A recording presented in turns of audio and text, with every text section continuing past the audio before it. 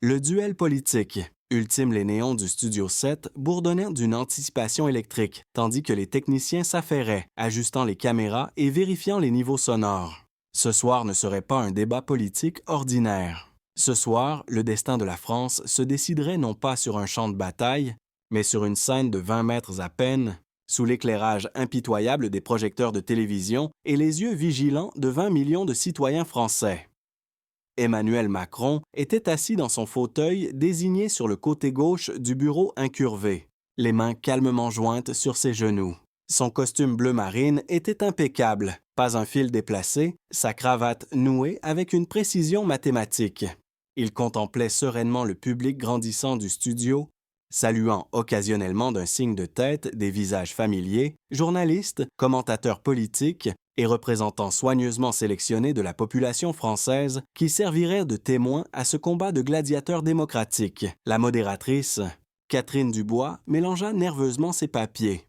Vétéran de 30 ans de journalisme français, elle avait modéré des débats présidentiels, couvert des guerres et interviewé des dirigeants mondiaux. Pourtant, ce soir semblait différent. La tension dans l'air était palpable, crépitant comme l'électricité avant un orage. Elle jeta un coup d'œil à sa montre. 20h47, 13 minutes avant la diffusion en direct. Puis vint le son qui annoncerait le début du drame de la soirée, le claquement net de talons sur le béton poli, s'intensifiant à chaque pas. Marine Le Pen fit irruption dans le studio comme une force de la nature, ses cheveux blonds captant les lumières du studio, son blazer bleu marine orné d'un petit pain tricolore français. Mais ce n'était pas son apparence qui commandait l'attention, c'était l'énergie qu'elle apportait avec elle. Une intensité cinétique qui semblait électrifier l'air même autour d'elle. « Bonsoir, Monsieur le Président », dit-elle en prenant place, sa voix portant juste assez de tranchant pour suggérer que le titre était plus une obligation qu'un respect. « Bonsoir, Madame Le Pen », répondit Macron avec un léger sourire, son ton chaleureux mais mesuré. « J'espère que vous êtes prête pour une soirée enrichissante de discours démocratiques. » Les yeux de Le Pen flamboyèrent. « Je suis prête à dire la vérité au pouvoir, ce qui est plus que ce que le peuple français a entendu de l'Élysée depuis un bon moment. » Le public du studio murmura, certains en approbation, d'autres en désapprobation. Catherine Dubois tapota son microphone. « Mesdames et messieurs, nous entrons en direct dans 60 secondes. Veuillez vous rappeler les règles de base. Pas d'interruption pendant les déclarations d'ouverture, dialogue respectueux et... Dialogue respectueux ?» interrompit Le Pen, sa voix s'élevant légèrement. Dites ça aux millions de travailleurs français qui ont été manqués de respect par des politiques mondialistes qui placent les intérêts étrangers avant les familles françaises. Macron haussa un sourcil mais ne dit rien, ajustant simplement ses boutons de manchette avec la précision tranquille d'un homme qui avait passé des années à apprendre à rester calme sous pression. « 30 secondes », cria le directeur de plateau. Le studio se tut, excepté le doux ronronnement des caméras se repositionnant pour des angles optimaux. Dans les foyers, à travers la France, les familles se rassemblaient autour des postes de télévision. Dans les cafés et bars, les conversations se turent alors que tous les yeux se tournaient vers les écrans. Même dans les couloirs de l'Élysée, où les conseillers s'étaient réunis dans le centre de communication, le seul son était la retenue collective du souffle. Et nous entrons en direct dans 3, 2, 1.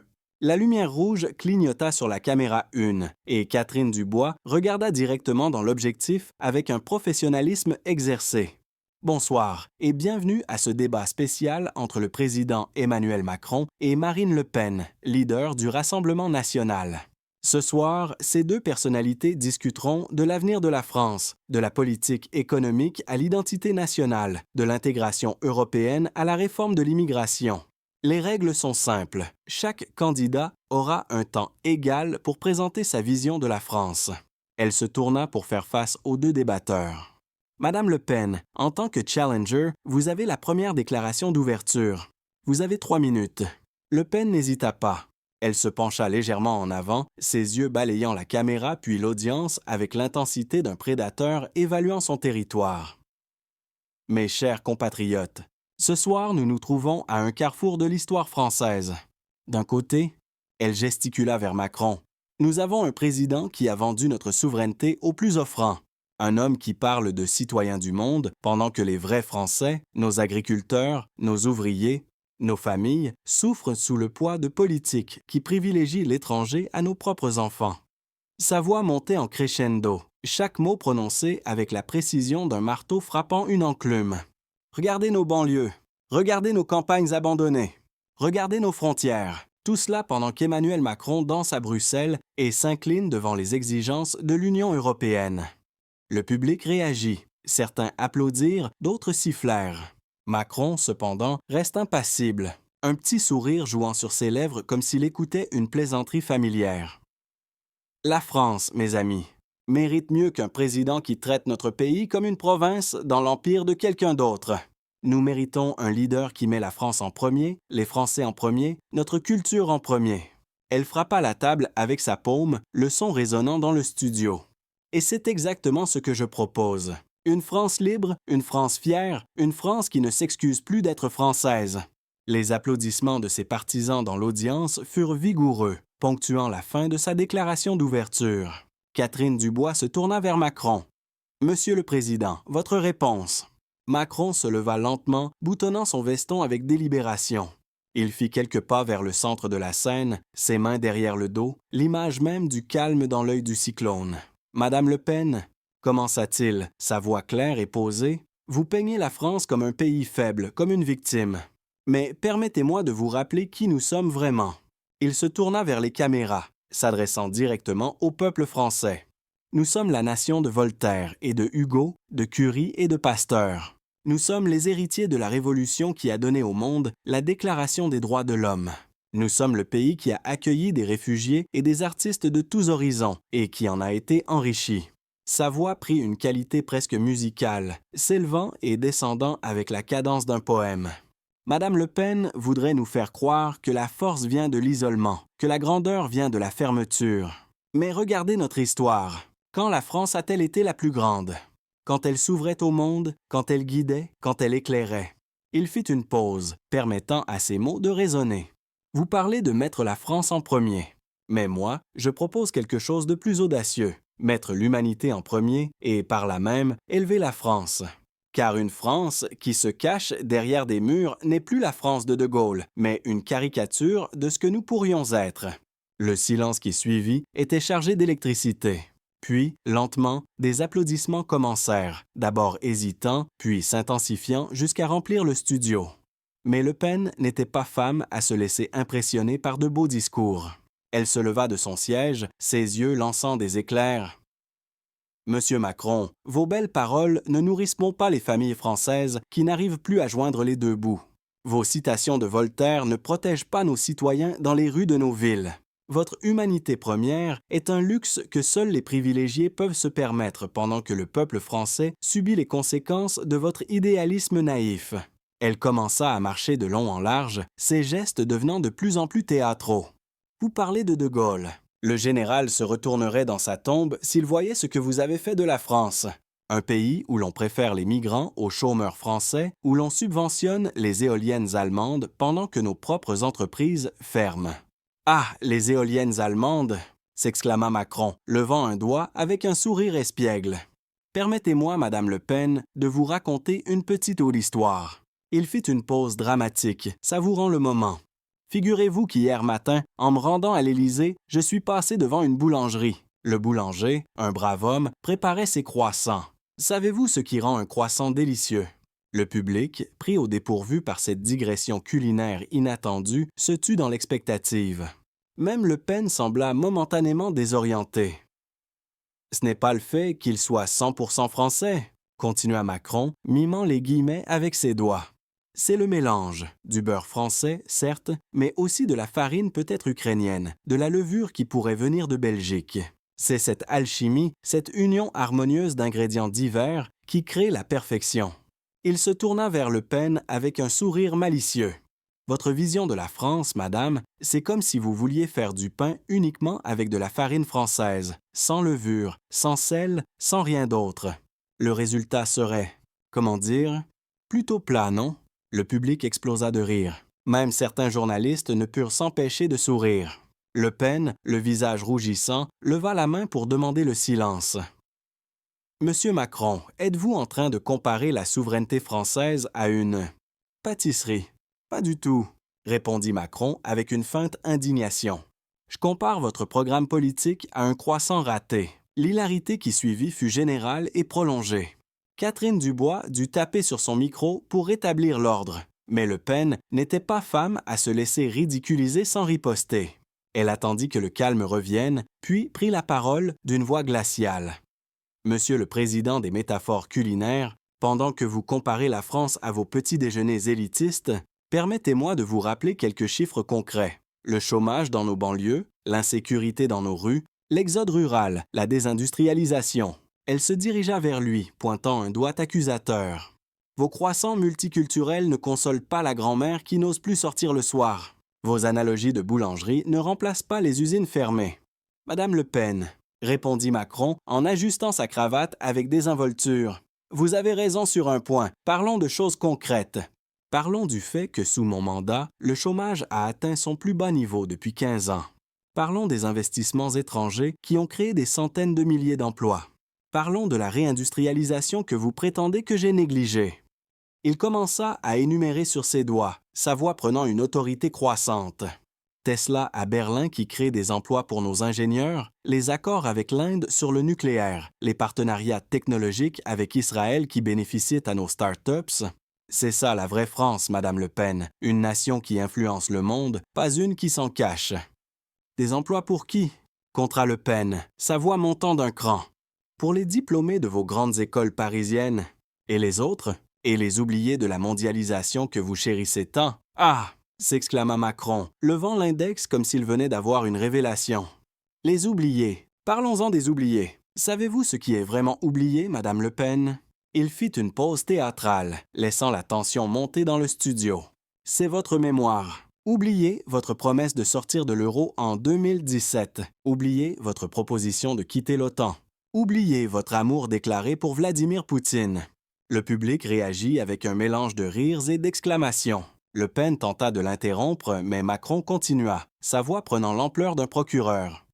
Non, non, laissez-moi finir.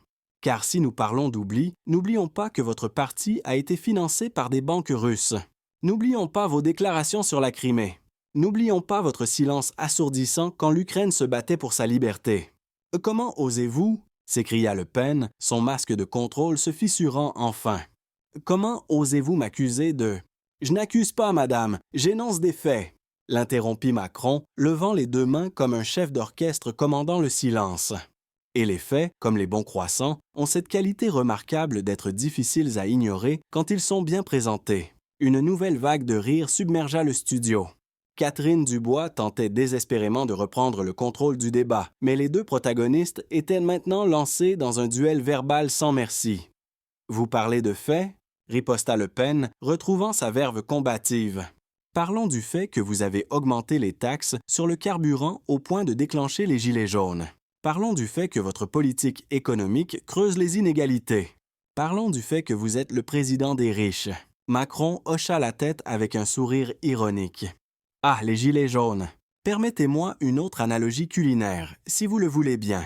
Il se plaça au centre de la scène, adoptant la pose d'un conteur. Figurez-vous qu'un chef qui veut améliorer une recette doit parfois augmenter temporairement la température du four. Cela peut créer un peu de vapeur, certes, mais le résultat final... Ah, le résultat final est sublime. Il désigna Le Pen d'un geste théâtral. Votre problème, madame, c'est que vous confondez la vapeur temporaire avec l'incendie de la cuisine. Et quand les gens ont eu faim, qu'avez-vous proposé? De casser le four. Vos métaphores de cuisine commencent à sentir le réchauffer, Monsieur Macron, lança Le Pen, déclenchant quelques rires approbateurs parmi ses partisans. Et pendant que vous jouez au chef étoilé, les Français mangent des pâtes à tous les repas. Des pâtes? S'exclama Macron, feignant l'indignation. Madame Le Pen, connaissez-vous l'origine des pâtes? Massis turquoise kizio iovobuiz. Le public se pencha en avant, anticipant une nouvelle digression culinaire. Même Le Pen sembla intriguée malgré elle. Les pâtes, chère madame, sont nées de la rencontre entre le blé méditerranéen et les techniques chinoises, perfectionnées par le génie italien. Un exemple parfait de ce que peut accomplir l'ouverture au monde. Il fit un geste expansif. Si nous avions suivi votre philosophie à l'époque, nous mangerions encore de la bouillie d'avoine. L'hilarité qui suivit fut telle que Catherine Dubois dut frapper sur son bureau pour rétablir un semblant d'ordre. « Monsieur le Président, dit-elle d'une voix ferme, peut-être pourrions-nous revenir au sujet de fond. »« Avec plaisir, acquiesça Macron. Parlons de fond, parlons de l'Europe. » Le Pen se redressa immédiatement, voyant l'ouverture. « Ah, l'Europe, votre marotte, votre obsession. Pendant que vous rêvez de fédéralisme européen, l'Allemagne nous impose ses règles budgétaires et la France devient une province de Berlin. L'Allemagne nous impose, répéta Macron, haussant les sourcils.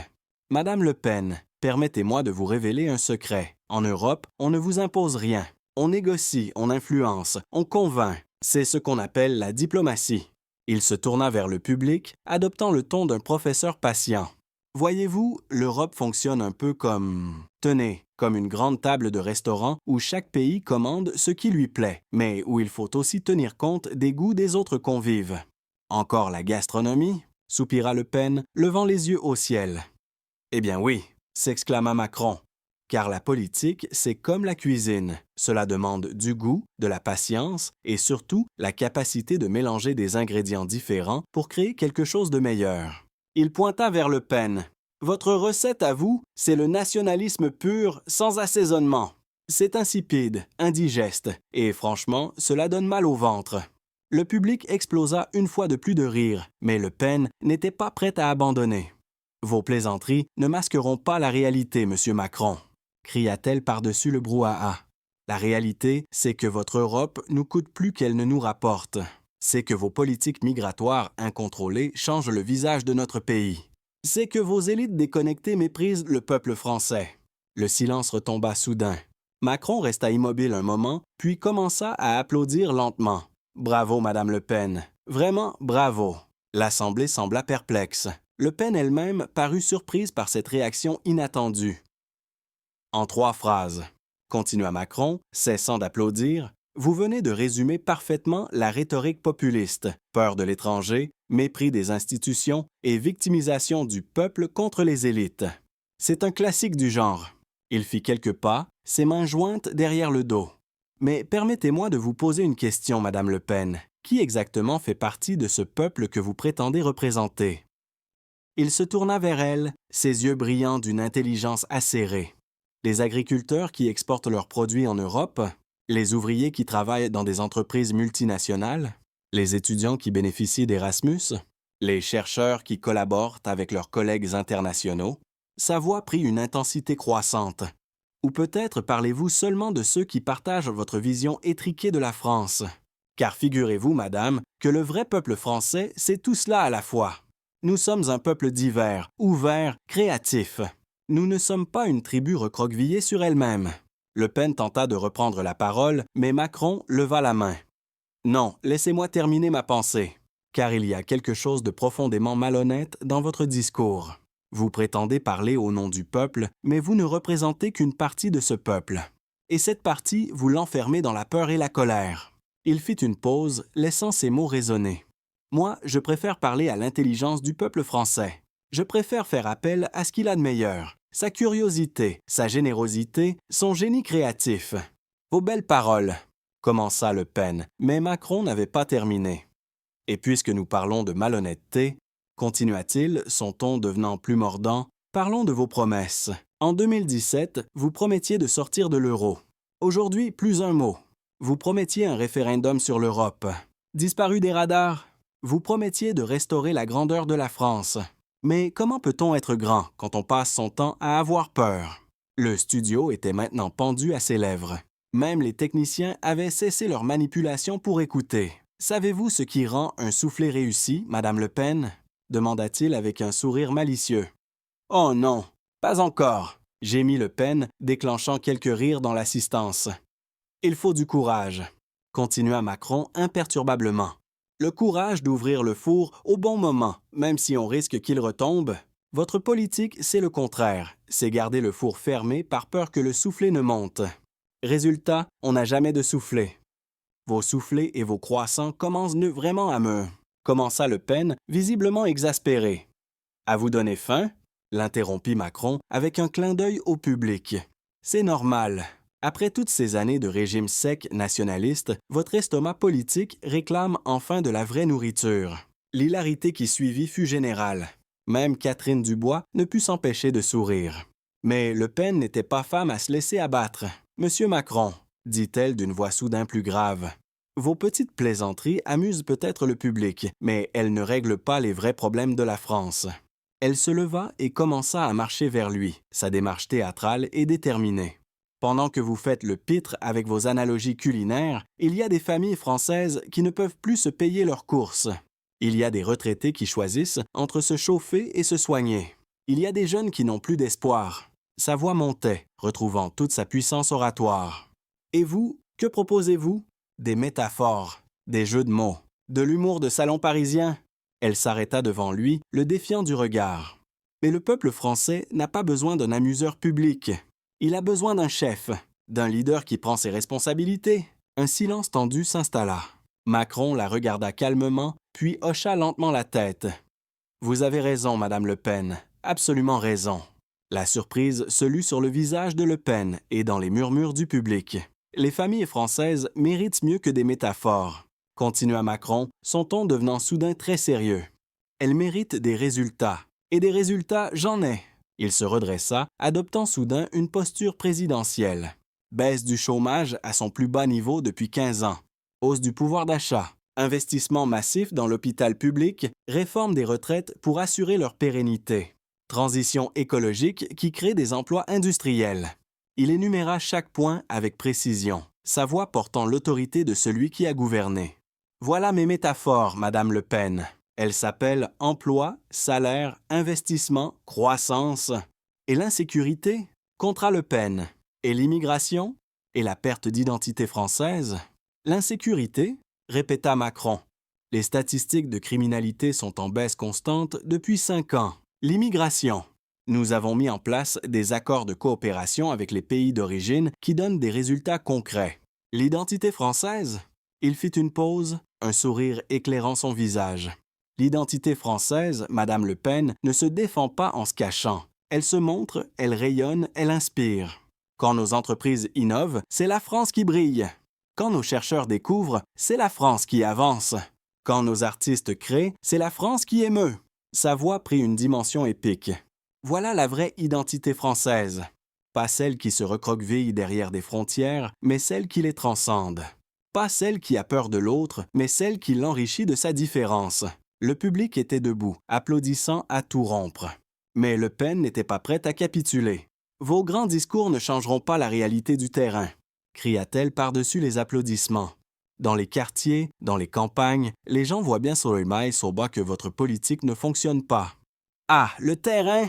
s'exclama Macron, levant les bras. « Parlons-en du terrain. Quand avez-vous visité une usine pour la dernière fois, Madame Le Pen?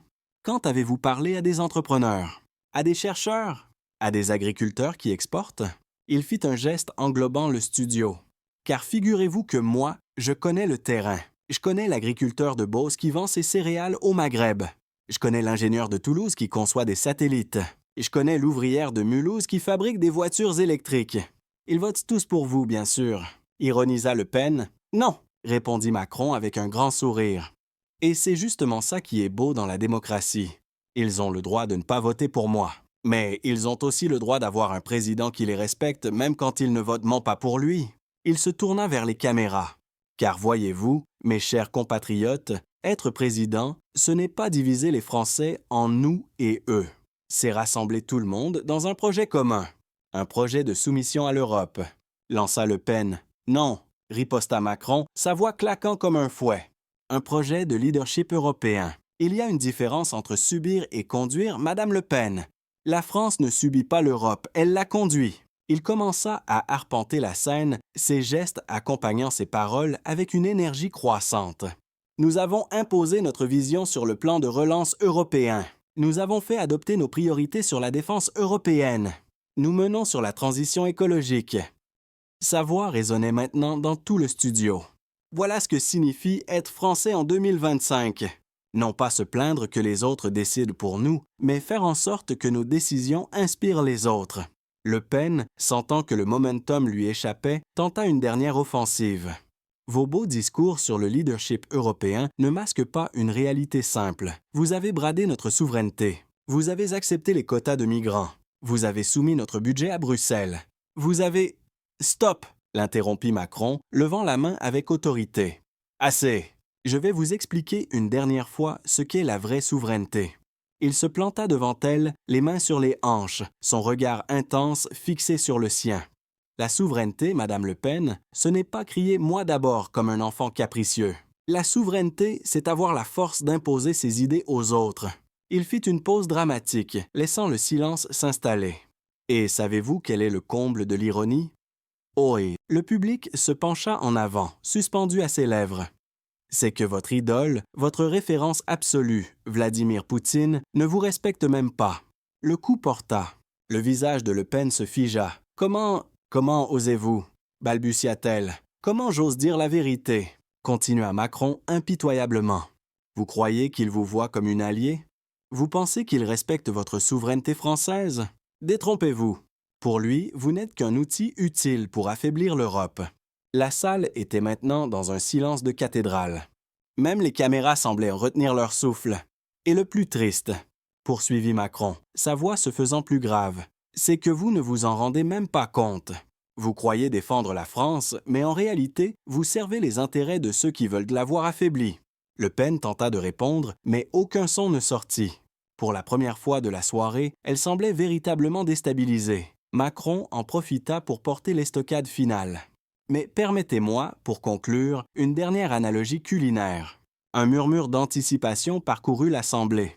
Même Le Pen leva les yeux, malgré elle curieuse de cette dernière métaphore. « Figurez-vous, » commença Macron avec un sourire mystérieux, « que la semaine dernière, j'ai assisté à un concours de pâtisserie. Il y avait là tous les grands chefs français, créatifs, talentueux, innovants. Et puis, il y avait un concurrent, différent. Il regarda Le Pen droit dans les yeux.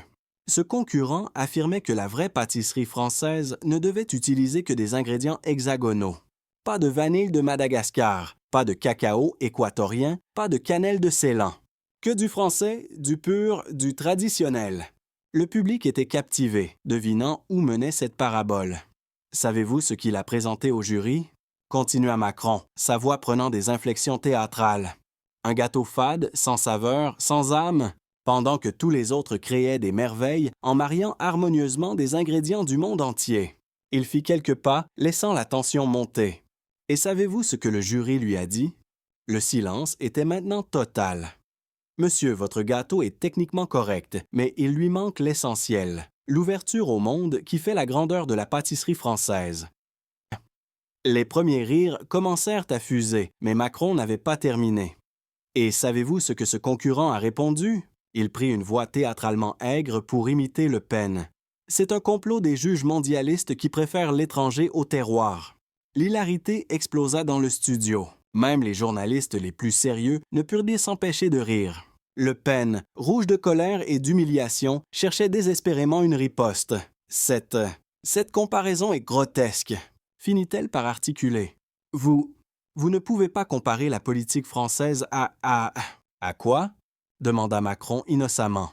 À la création? À l'art? Au mélange harmonieux des cultures? Désolé, mais c'est exactement ce qu'est la politique. Il se tourna vers les caméras pour son coup de grâce.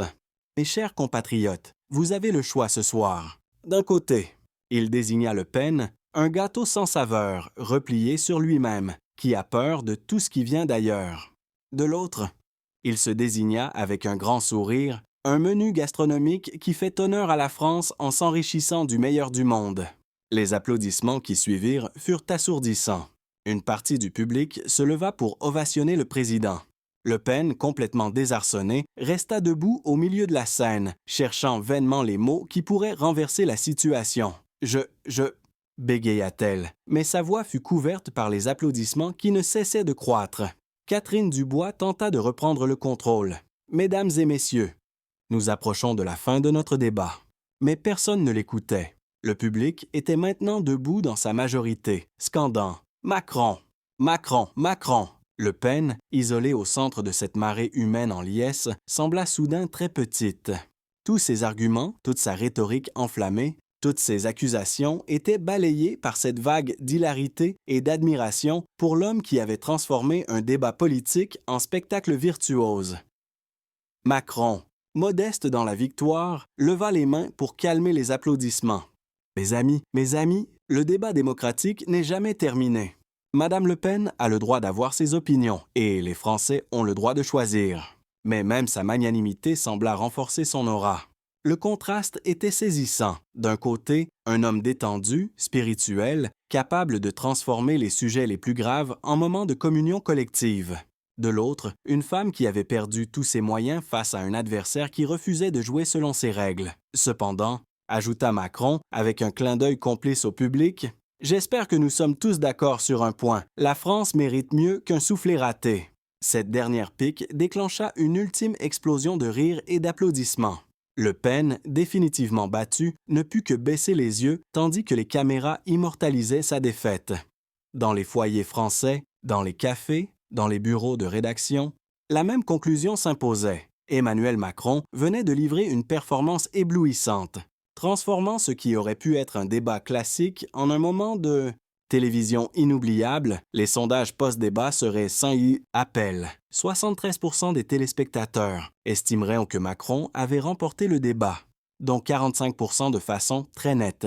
Les extraits de ces métaphores culinaires feraient le tour des réseaux sociaux, traduits en dizaines de langues, analysés par les commentateurs politiques du monde entier. Le contre-feu, mais Marine Le Pen n'était pas femme à s'avouer vaincue. 2 heures après la fin du débat, elle organisait une conférence de presse improvisée dans un hôtel parisien. Devant une assistance clairsemée, beaucoup de journalistes étaient encore en train de commenter la performance de Macron, elle tentait de reprendre la main. « Mes chers compatriotes », commença-t-elle d'une voix qu'elle voulait ferme, « ce que vous avez vu ce soir, c'est exactement ce qui ne va pas dans notre pays. Pendant que les Français souffrent, M. Macron fait de l'humour. Pendant que nos industries ferment, il nous parle de croissant. » Elle était debout derrière un pupitre de fortune, tentant de retrouver sa prestance habituelle. Mais quelque chose avait changé. Les journalistes présents ne semblaient plus la prendre au sérieux de la même manière. Certains souriaient, même en coin, comme s'ils repensaient aux moments les plus savoureux du débat. « Est-ce que c'est ça, la France que vous voulez ?» poursuivait-elle, sa voix montant d'un cran. Un pays dirigé par un amuseur public? Un homme qui transforme les débats politiques en spectacle de cabaret? Mais même ses attaques les plus véhémentes sonnaient creux après la démonstration de Macron. Comment critiquer quelqu'un qui venait de prouver qu'on pouvait être à la fois profondément sérieux et brillamment divertissant? Un journaliste du Monde leva la main. « Madame Le Pen, ne pensez-vous pas que M. Macron a simplement démontré sa supériorité intellectuelle ce soir? » Le visage de Le Pen se crispa. « Supériorité intellectuelle? Vous appelez ça de l'intelligence, vous? Faire rire les gens pendant qu'on évoque les problèmes les plus graves du pays? Mais justement, insista le journaliste, n'est-ce pas le signe d'une intelligence remarquable que de savoir rendre accessibles les sujets complexes? Le piège se refermait. Plus Le Pen attaquait la performance de Macron, plus elle semblait confirmer qu'elle n'avait pas su être à la hauteur. Pire, elle donnait l'impression d'être amère, mauvaise perdante. Ce débat était truqué. Finit-elle par lâcher, perdant tout contrôle? Les questions, l'organisation, tout était fait pour l'avantager. Un murmure parcourut l'assistance. Accuser la modération de partialité était un classique des perdants et tout le monde le savait. Les questions étaient les mêmes pour vous deux, fit remarquer Catherine Dubois, présente dans la salle. Et c'est vous qui avez eu le privilège de commencer le débat. Le Pen se retrouvait dans une impasse. Plus elle tentait de minimiser la performance de Macron, plus elle révélait sa propre frustration. Et cette frustration, loin de susciter la sympathie, renforçait l'image de son échec cuisant. L'analyse des experts les émissions de débriefing qui se succédaient sur toutes les chaînes. Les experts politiques tentaient de décrypter ce phénomène inédit. Comment Macron avait-il réussi ce tour de force? Ce qu'il faut comprendre, expliquait Alain Duhamel sur France 2, c'est que Macron a bouleversé les codes du débat politique français. Traditionnellement, nos hommes politiques privilégient la gravité, la solennité. Lui, il a osé l'humour intelligent. Face à lui, Nathalie Saint-Cric acquiesçait. Et surtout, il a refusé de jouer le jeu de Marine Le Pen. Elle voulait un affrontement classique, gauche contre droite, élite contre peuple. Lui, il a transformé ça en cours de cuisine. Sur BFM TV, Ruth Elcriff recevait le politologue Bruno Cotret. Monsieur Cotret, cette stratégie des métaphores culinaires, est-ce que c'était prémédité? Je ne pense pas, répondait l'expert. Macron est un improvisateur de génie. Il a senti que Le Pen était dans l'agressivité, alors il a choisi la légèreté. Elle était dans la colère, il a opté pour l'humour. C'est du judo politique. Mais est-ce que les Français ne risquent pas de voir ça comme de la désinvolture? Au contraire, les sondages montrent que 89% des téléspectateurs ont trouvé Macron brillant et créatif. Les Français en ont assez des politiques sinistres qui ne parlent que de problèmes. Macron leur montre qu'on peut être sérieux et optimiste. Sur CNews, Pascal Praud tentait de défendre Le Pen. Mais enfin, on ne peut pas gouverner un pays avec des métaphores. Son invité, l'essayiste Alain Finkielkraut, le contredisait. « Détrompez-vous. La politique, c'est d'abord de la communication. Et Macron vient de nous livrer un cours magistral de communication politique. Il a rendu ses idées mémorables, transmissibles, virales, Et ces idées, justement, qu'est-ce qu'elles valent? C'est tout l'art de Macron. Il a réussi à faire passer des messages politiques complexes, défense de l'Europe, politique migratoire, transition écologique, sous forme de métaphores accessibles. Le croissant multiculturel, c'est brillant. Ça dit en une image ce que d'autres mettent des heures à expliquer. L'international s'en mêle l'écho international du débat dépassait tout ce qu'on avait pu imaginer. À Londres, la BBC consacrait un reportage spécial à The Croissant President, présentant Macron comme un nouveau type de leader politique. Emmanuel Macron a revolutionized political debate, commentait le correspondant de la BBC à Paris. By using culinary metaphors, he made complex European politics accessible to everyone. It's brilliant communication. CNN y consacrait également un long développement. In a world of angry populists shouting slogan, Emmanuel Macron showed that intelligence and humor can still triumph. His croissant metaphor will be studied in political science classes for years to come. Mais c'était peut-être dans la presse allemande que l'admiration était la plus forte. Der Spiegel titrait « Der Croissant-Kanzler » et consacrait sa une à Macron. Endlich ein Politiker, der Europa mit Witz verteidigt. Enfin, un politique qui défend l'Europe avec esprit.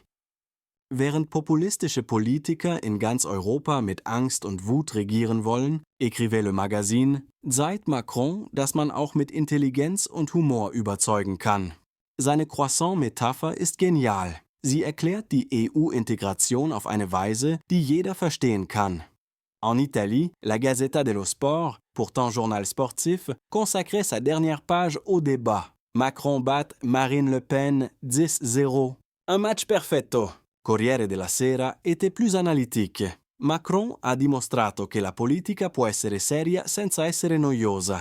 Le sue metafore culinarie hanno reso accessibili concetti complessi come l'integrazione europea. È il politico di cui l'Europa aveva bisogno. En Espagne, el país saluait el triunfo de la inteligencia europea. Tandis qu'El Mundo s'interrogeait, puede Macron exportar su modelo a España? Même outre-Atlantique, l'événement faisait sensation.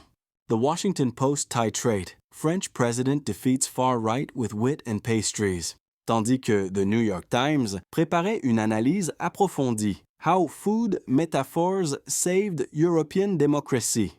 Les réseaux sociaux enflammés sur Twitter, Instagram et TikTok, c'était l'explosion. CroissantGate était devenu le hashtag le plus utilisé au monde, dépassant même les sujets d'actualité américains. Les extraits du débat étaient découpés, remixés, détournés. Un utilisateur avait créé un montage où Macron expliquait la géopolitique mondiale avec des pâtisseries différentes. L'Alliance Atlantique, c'est comme un millefeuille. Un autre avait transformé le soufflé raté de Le Pen en même viral, avec des centaines de déclinaisons. Quand tu promets de sortir de l'euro, mais que tu changes d'avis, soufflé raté. TikTok explosait littéralement. Des milliers de jeunes reproduisaient les gestes et expressions de Macron, créant des défis comme le Cujul Croissant Challenge, où il fallait expliquer des sujets complexes avec des métaphores alimentaires. Oui, Macron fan 2025. Postait « J'ai regardé le débat avec ma grand-mère de 85 ans. Pour la première fois, elle a compris l'Europe grâce au croissant de Emmanuel Macron. Génie! » Un prof de philo tweetait « En cours de main, L'art de la métaphore en politique, ou comment Macron a transformé un débat en cours de philo de Karl Croissant-Gate, même les contes parodiques s'en donnaient à cœur joie. Et Macron Cuisine publiait de fausses recettes politiques. Pour réussir la diplomatie internationale, prenez 300 grammes de finesse française, ajoutez une pincée d'humour allemand, mélangée avec vigueur européenne. Oui, les influenceurs s'emparaient du phénomène. Norman, le YouTuber aux millions d'abonnés, préparait déjà une vidéo quand Macron transforme la politique en Top Chef. Cyprien annonçait le débat politique vu par un pâtissier. Les réactions des adversaires politiques dans l'opposition, c'était la consternation générale. Comment attaquer un homme qui venait de prouver sa supériorité intellectuelle de manière si éclatante? Chez les Républicains, la réunion de crise qui suivit le débat tourna au vinaigre. « Il faut qu'on arrête de jouer sa petite game », tempêtait Bruno Retailleau. « On ne peut pas faire de la politique avec des croissants. » « Mais justement, » répondait Aurélien Pradier, « c'est peut-être ça qu'attendent les Français. De la créativité, de l'intelligence, de l'optimisme. Tu vas pas nous faire croire que ces petites blagues vont résoudre les problèmes de la France. Non, mais elles montrent qu'il a une vision, une capacité à incarner l'espoir. Et nous, qu'est-ce qu'on propose? Du pessimisme et de la nostalgie. La fracture était béante. Une partie des Républicains commençait à réaliser que Macron venait de redéfinir les règles du jeu politique français. Chez la France insoumise, Jean-Luc Mélenchon convoquait ses lieutenants en urgence. « Il faut qu'on réagisse. On ne peut pas le laisser monopoliser l'intelligence et l'humour. »« Mais comment on fait, chef ?» demandait Alexis Corbière. « On ne peut pas copier ces métaphores de croissant. On trouve autre chose. On utilise nos références. Marx, Jaurès, la Commune. » Sauf que Marx, en métaphore de pâtisserie, ça risque d'être compliqué. Il semble. Ironisait Manuel Bompard. L'impossibilité était patente.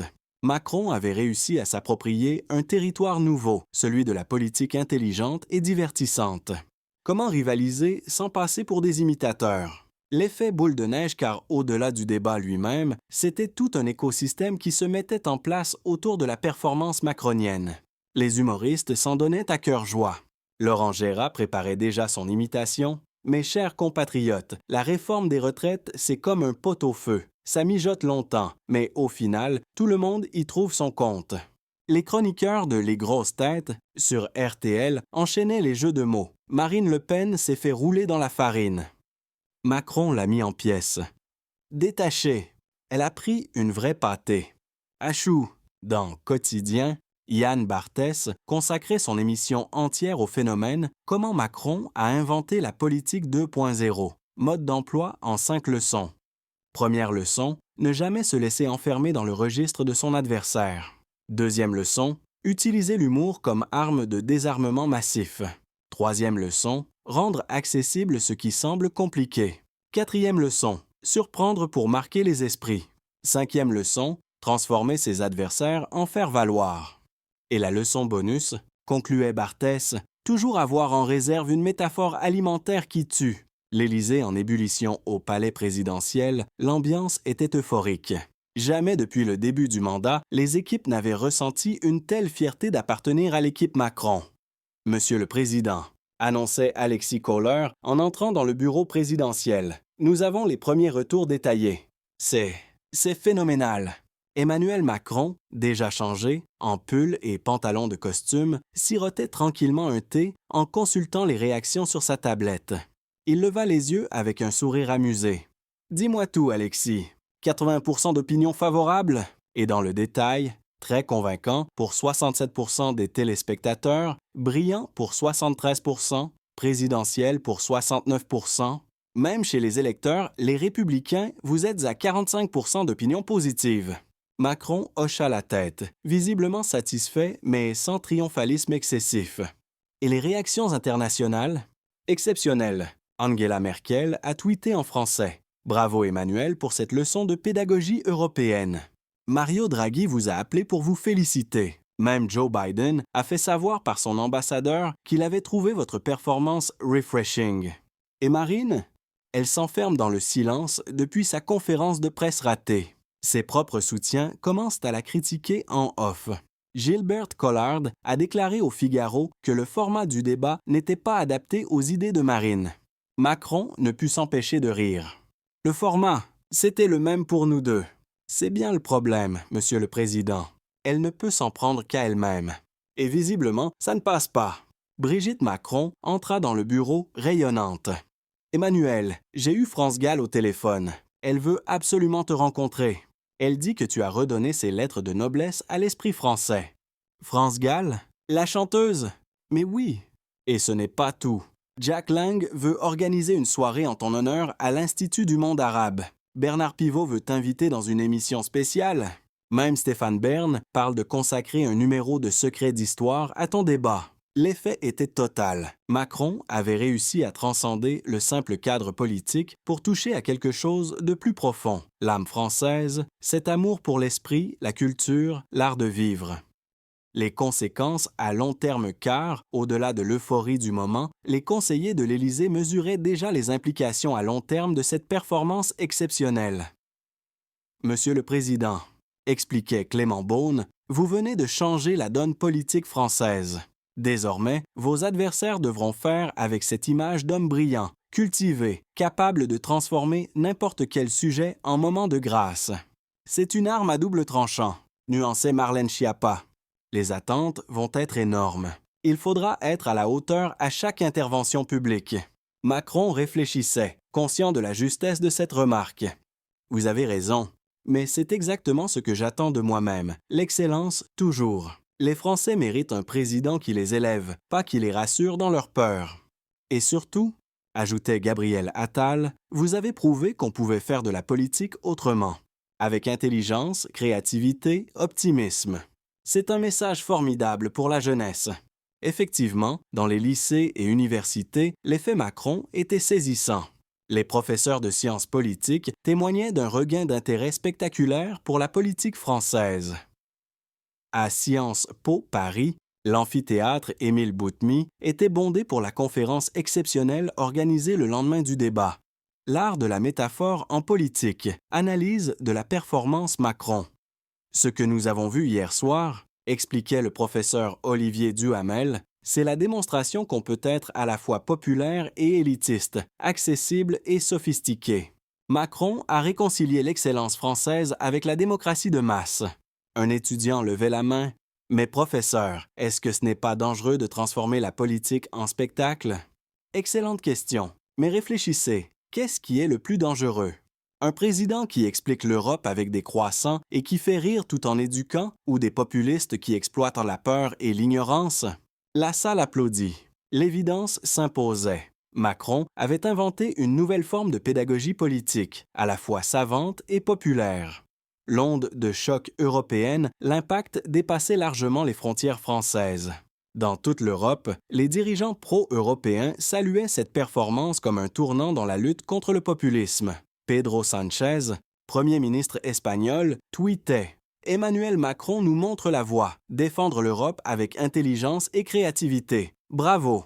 Le Premier ministre italien, Mario Draghi, déclarait en conférence de presse « Emmanuel Macron a prouvé hier soir qu'on peut être à la fois profondément européen et parfaitement populaire. C'est une leçon pour nous tous. » À Bruxelles, Ursula von der Leyen ne cachait pas son admiration. Ce débat restera dans l'histoire comme le moment où quelqu'un a su expliquer l'Europe de manière simple et brillante. Les métaphores culinaires de président Macron sont plus efficaces que tous nos rapports. Charles Michel, président du Conseil européen, était plus direct. Macron vient de sauver l'idée européenne en France, et peut-être en Europe. Car effectivement, dans tous les pays européens confrontés à la montée des populismes, le débat français était analysé comme un mode d'emploi. Comment combattre les discours de peur avec l'intelligence et l'humour? Comment rendre l'Europe désirable plutôt que subie? L'héritage 3 mois après ce débat historique, les effets se faisaient encore sentir. Les sondages de popularité de Macron atteignaient des sommets inégalés depuis son élection. Mais plus important encore, la façon de faire de la politique en France avait changé. Les candidats aux élections municipales suivantes tentaient tous de reproduire la recette macronienne, avec plus ou moins de succès, car copier Macron était une chose. Avoir son intelligence, sa culture et son sens théâtral en était une autre. Marine Le Pen, elle, avait tiré les leçons de sa déroute. Elle suivait désormais des cours de communication avec un coach spécialisé. Mais comment rattraper une telle humiliation?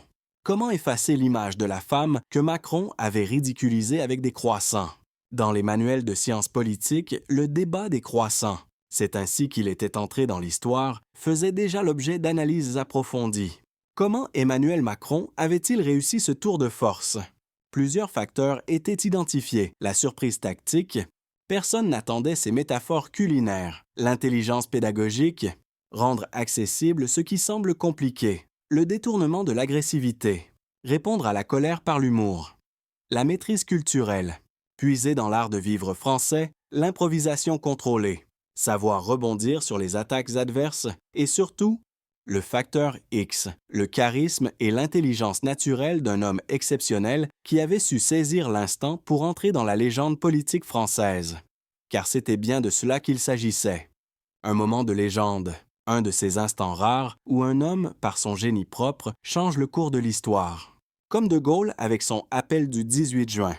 Comme Kennedy avec ses discours. Emmanuel Macron était entré dans la postérité avec ses croissants multiculturels et ses soufflets ratés.